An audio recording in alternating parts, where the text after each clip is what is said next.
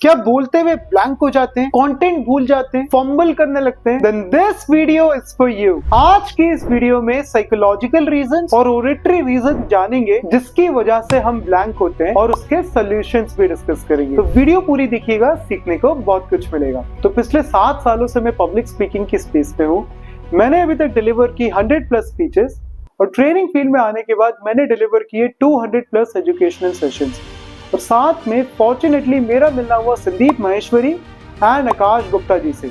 और अपने personal experience और ग्रेट स्पीकर्स को ऑब्जर्व करने के बाद मैंने समझे कुछ ऐसे साइकोलॉजिकल और कुछ ऐसे ओरेटरी रीजंस जिसकी वजह से एक इंसान क्लियरली बात नहीं कर पाता। और एक एक करके इस वीडियो में इन रीजंस की बात करने वाले। तो सबसे पहले साइकोलॉजिकल रीजंस की बात करते हैं। सबसे पहला साइकोलॉजिकल रीजन है tap water reason. Tap water reason का क्या मतलब हुआ?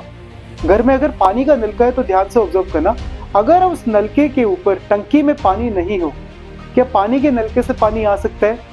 नहीं आ सकता ना।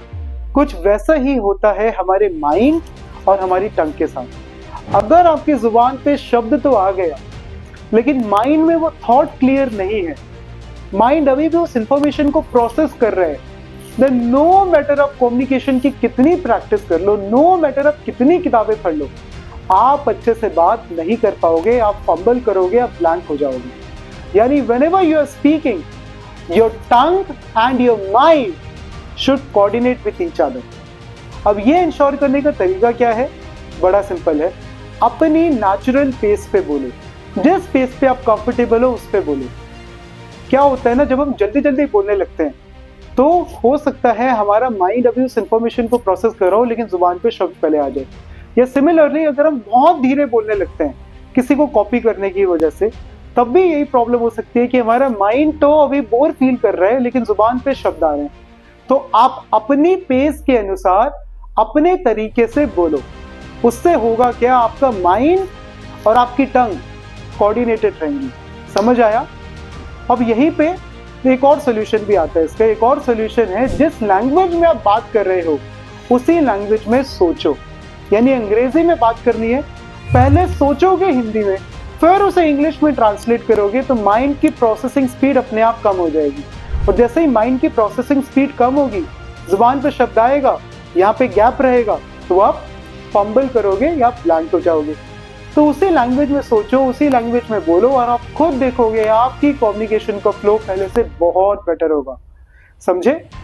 एक और साइकोलॉजिकल रीजन की बात करते हैं। एक और साइकोलॉजिकल रीजन दूसरा है स्पीकिंग परफेक्ट वर्ड्स। मतलब हमें लगता है कि यार शशि थरूर जैसी इंग्लिश तो बोलनी ही बोलनी है, मतलब ये शब्द को इस तरह की एक्सेंट से प्रोनाउंस करना ही है। We have to be Britishers. You don't need to be, you just need to communicate well. और communicating well has nothing to do with your foreign pronunciation, with mastery on your vocabulary. आप अपने style से, अपनी तरीके से, simple तरीके से बोलिए और आप देखेंगे आपका ब्लैंक जाना पहले से बहुत कम होगा। वो ध्यान रखिए, मैं ये नहीं कह रहा हूँ कि आपको अपनी वोकैबुलरी पे काम नहीं करना है, मैं ये भी नहीं कह रहा हूँ कि आपको अपनी स्किल्स पे काम नहीं करना है, वो करना है, वो तो कॉन्टिन्यूस जर्नी है ना मेरे दोस्त। लेकिन साथ में आपको इसकी वजह से अपनी कम्युनिकेशन को अननेचुरल नहीं बनाना, आपको इसकी वजह से अपनी कम्युनिकेशन में लूपहोल जबरदस्ती नहीं ढूंढना। तो इन दो साइकोलॉजिकल रीजंस के अलावा एक और रीजन है जिसकी वजह से हम क्लियरली बात नहीं कर पाते, और वो है एक ओरेटरी रीजन। ओरेटरी रीजन क्या है? We do not open our mouth. ज्यादातर लोग जो भी शब्द अच्छे से नहीं बोल पाते उसमें प्रॉब्लम यही होती है that they do not open their mouth। तो अब इसका सॉल्यूशन क्या है? बड़ा सिंपल है। आप अपने माउथ में एक पेंसिल प्लेस करिए और पेंसिल प्लेस करने के बाद कोई भी चैट जीपीटी पे जाके 5 टंग ट्विस्टर्स लीजिए और उन्हें बोलिए कुछ इस तरह, blue bulb red bulb, blue bulb red bulb, blue bulb red bulb. जब आप इस तरह से अपनी बातों को रखेंगे, जब आप इस तरह डेली प्रैक्टिस करेंगे, तो आप देखेंगे क्लैरिटी ऑफ कम्युनिकेशन पहले से बहुत बेटर होगी। बात समझ आ रही है? और क्लैरिटी से बात करने के लिए कुछ ऐसी एक्सरसाइजेस भी है जिन्हें आप डेली बेसिस पे प्रैक्टिस कर सकते हैं। जैसे एक एक्सरसाइज है साइलेंस लाफ्टर। हमने पहले भी डिस्कस किया है। What you need to do, you need to laugh without making any sound, like this. अब इससे होगा क्या, आप 2 मिनट डेली एक्सरसाइज करते हैं तो आप देखेंगे आपकी जॉस पहले से रिलैक्स होगी। इसी तरह एक और एक्सरसाइज है QEQA, in which you need to say something like QEQA, QEQA। जब डेली बेसिस पे 2-2 मिनट भी अगर आप ये दोनों एक्सरसाइज प्रैक्टिस करते हैं, you would see a significant improvement in the way you communicate with the world। बात समझ रहे हैं? मेरा एक क्लाइंट है, वो जब मेरे पास आया था तो इस तरह बात करता था, गुड मॉर्निंग सुशांत जी, सुशांत जी आज हम पब्लिक स्पीकिंग में क्या करेंगे। मार्क माई वर्ड्स, 2 महीने ही practice these 2 exercises thoroughly, QEQA and silence laughter, and 2 महीने बाद he started smiling, he was clear with his words, he even improved his overall energy level।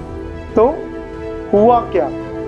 With these exercises he became more comfortable to open his mouth and speak well। तो आपको भी यही करना है। बात समझ आई?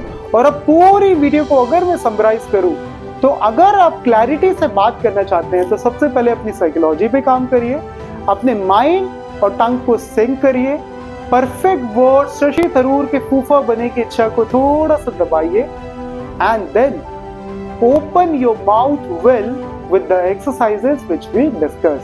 So I hope you like the video। Video अच्छी लगी तो सबके साथ शेयर करिए, चैनल को अभी तक सब्सक्राइब नहीं किया तो जरूर करिए। I'll see you in the next video।